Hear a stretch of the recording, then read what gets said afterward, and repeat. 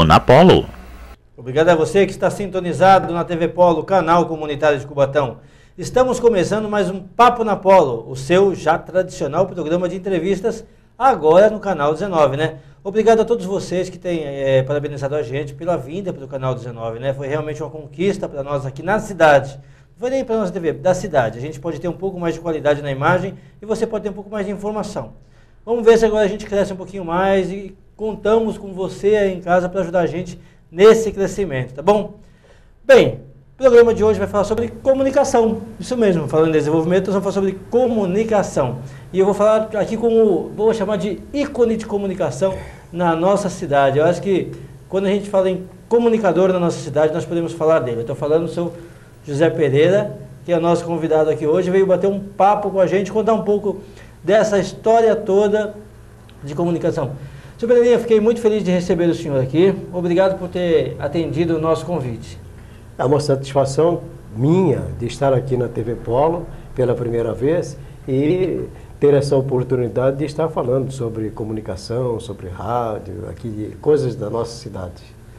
Bacana, eu acho que para quem está acompanhando o programa hoje, vai ter saudade aqui dos tempos janelinas em que seu Pereirinha animava lá às tardes os programas de calouros, ou mais atrás ainda, vamos falar um pouco sobre rádio aqui, sobre a história do rádio na cidade.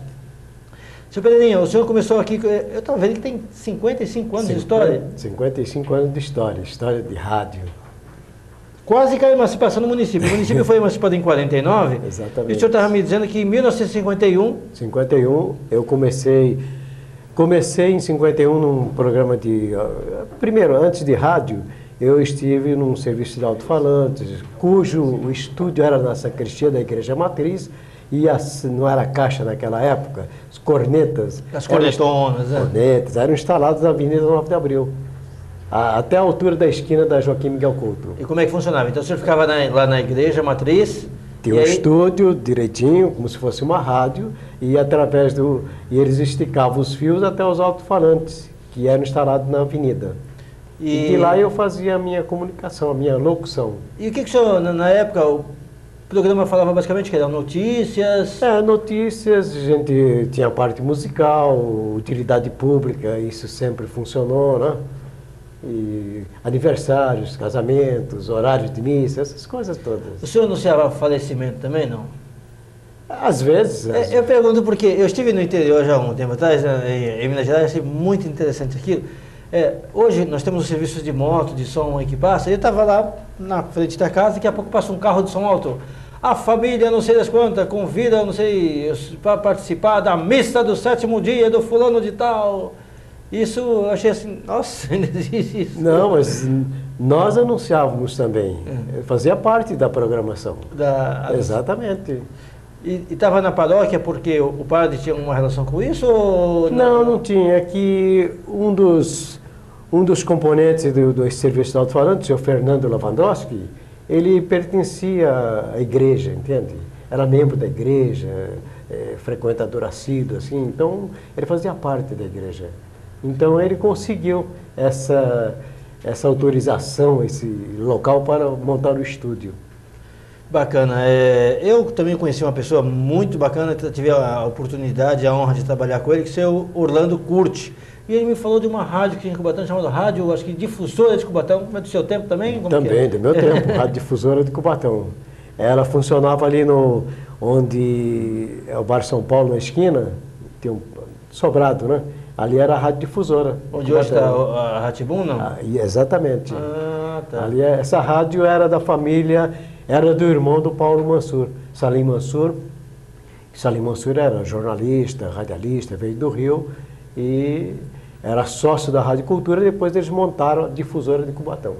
E aí depois, com o tempo, ela mudou para Santos, aí com o nome de Rádio Universal. Estúdio na Costa, 90. Mas o coração dela, os transmissores, ficaram na nossa cidade, que é Cubatão. E estão até hoje, né? Estão até hoje. Para você se situar um pouquinho do que a gente está falando, quando você vem do Casqueiro ou de Santos para Cubatão, no meio mangue do lado direito tem duas antenonas são exatamente aquilo. O senhor participou da construção daquelas antenas também ali? Tem alguma coisa a ver com isso? Não?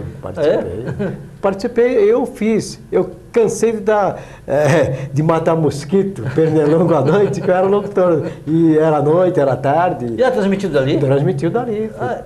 Dali. A difusora, depois é que ela foi para... Conseguiu ali onde é o bairro São Paulo, uma sala e montou o estúdio ali. Mas antes era lá, do transmissor. Ali era Duda, né? Ainda tinha a Vila São José na frente, era bem estreitinha, né? Naquele tempo não tinha ainda Vila São José, muitas casas não tinha. Ali era tudo mãe, né? Tá. E tinha estradinha já? Já tinha. Ah, tá bom. Tinha. Falando para mim também que... E eventos? O senhor começou a apresentar eventos cedo também, não? Eventos também. Começamos com... Eu comecei... Bem, primeiro programa de calouros, né? Foi no Cine Santa Rosa, onde hoje é uma casa comercial, em frente às Casas Bahia ali e tal. É o Weston, pode falar. O Weston, pois é. Depois vocês mandam a fatura para eles. É o seguinte, então ali era o serviço, era o programa de calouros. E esse programa de calouros funcionava assim. Eu morava lá perto do posto da Petrobras, Via Anchieta, e eu vinha ao sábado à noite, eu e meu irmão, a gente vinha montar o som. Eu trazia, a minha condução era uma bicicleta. Certo. Aí punha os alto-falantes do lado, né, vinha pedalando aquele movimento e nas costas trazia o amplificador. A gente montava à noite, sábado, domingo de manhã, 9 horas da manhã, eu já estava no ar. Né? Já estava as portas do cinema abertas, então o programa começava. Primeiro, domingo de manhã? Domingo de manhã, só todos os domingos de manhã. Era uma questão assim, comparando com os tempos de hoje, é uma questão de cultura diferente. As pessoas normalmente saíam no domingo pela manhã para ir à missa. Exatamente. E aí acabavam indo depois para lá ou iam... A missa terminava às 10 horas, o pessoal, ao invés de ir para casa, já ficava, aproveitava e entrava no cinema. Mas antes disso, eu já tinha aquele público certo. Público que cantava, duplas sertanejas, entende?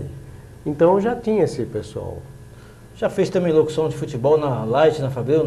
Isso aí era um outro serviço de alto-falante, já de outra propriedade, cujo eles tinham um jornal, a Folha de Cubatão, era do Oswaldo Adércio, ele não era nem daqui, era de Santos. Tal, e ele montou o jornal e depois montamos o alto-falante.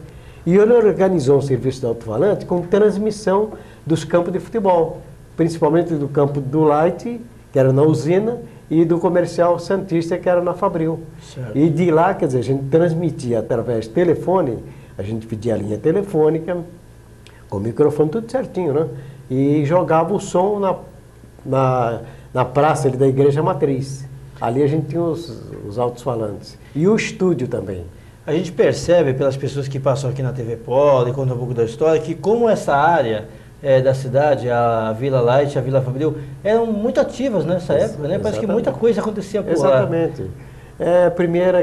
Primeiro que a Light é uma vila, uma das primeiras vilas, Light, Fabril, e abrigava ali os trabalhadores dessas empresas, né?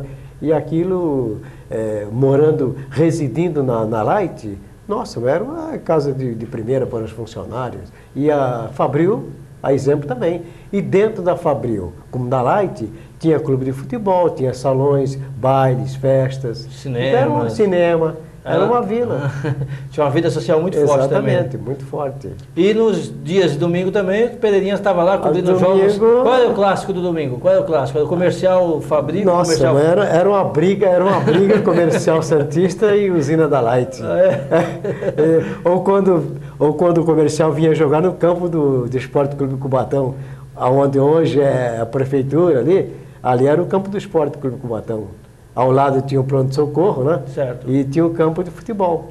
E aí quando vinha Light e o Fabril para cá? Light e Fabril era aquela briga. Pau comigo. Comercial e Cubatão. E o senhor estava lá cobrindo todos esses eventos? Aí eu já cobria, né? Já gostava comecei a gostar. Primeiro comecei com brincadeira, né? Já assistindo o jogo, começava assim, irradiar só para mim, né? Aí de repente eu falei, caramba, acho que eu vou entrar no cinema de rádio. Mas antes disso eu estive num programa infantil. Cismei um dia e falei, puxa vida, eu achava bonito quando os garotos anunciavam, acabaram de ouvir, fulano, ciclano, aqueles aplausos. Eu falei, gente, aí eu vou ter que ir nesse programa, porque a diretora convidava, né? As interessadas, querendo participar, eu falei, é comigo mesmo. Aí eu fui... E foi lá, peraí, essa história aí ele vai contar pra gente, daqui a pouco eu vou mostrar algumas fotos aqui do seu Pedrinho em ação, nós vamos mostrar pra vocês. Então ele vai falar dessa experiência dele com criança, no programa infantil, vai falar também dessa questão de locução de futebol, e depois fez aqui, tem até foto dele com o Robinho também, vocês vão ver. Então nós vamos para um rápido intervalo, daqui a pouco a gente volta, não sai